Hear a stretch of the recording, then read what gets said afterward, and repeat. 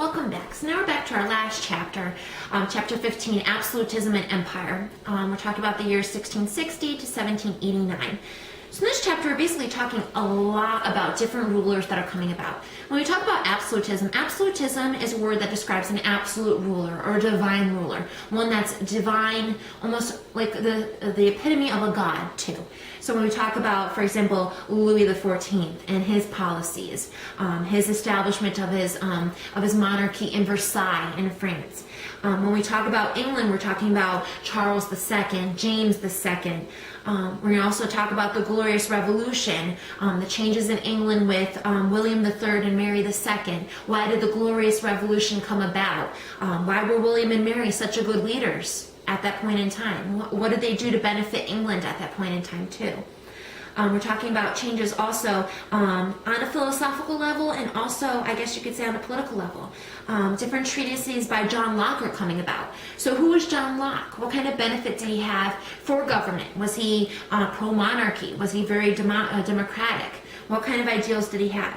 And also, what kind of role did John Locke play when it came to the settling of, I guess, the states and the colonies in the modern-day United States? What kind of effect did that have on it? Was Thomas Jefferson mesmerized by John Locke? Were other leaders, Benjamin Franklin, everyone around that time period, were they mesmerized by him? There's also going to be a lot of different changes as well in Central and Eastern Europe.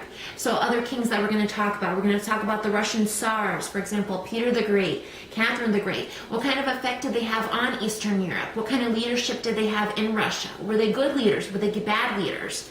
Those types of things. Peter the Great was probably the most important, I guess, out of the two, so definitely focus on him and what kind of benefit he had in St. Petersburg and all the other cities that he was forming at that point in time.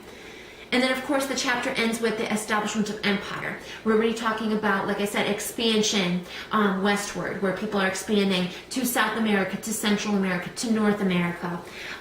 So colonization, commerce, people such as groups in Spain and France and England. And, of course, we have the Dutch from the Netherlands that are moving in to, to North America, to the States, and so on. So why did they move there?